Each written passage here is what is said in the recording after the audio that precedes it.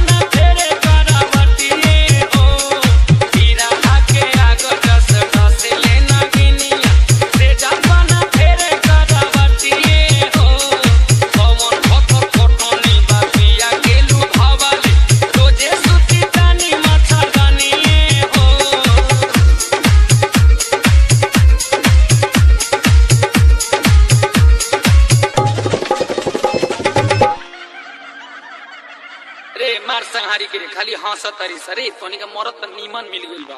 तो हंस तरू से तो हमरो नीमन लागता लेकिन हमार तू काहे ने कुछ सुन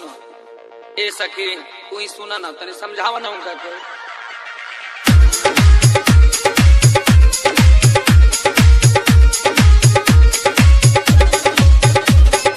सब के सजनवा से जिया लभर चभर करे शहरी घूमे या रतिए हो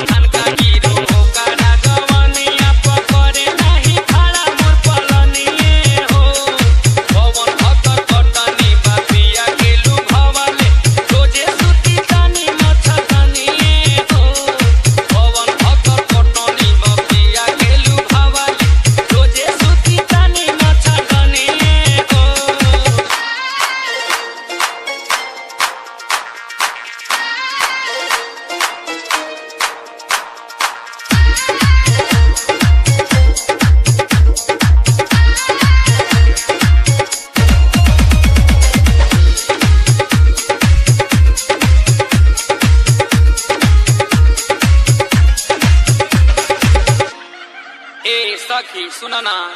तनी हमरा मर्द के तू ही समझावा ना रात रात भर गायब रहत रे आ समझाइया तनी निमन से कहिया कह कि नाय नोचर कनिए भी कम से कम एकरो संगे समय दो बताइया ए सखी पुजारी जी जाके बताइया कहिया तनी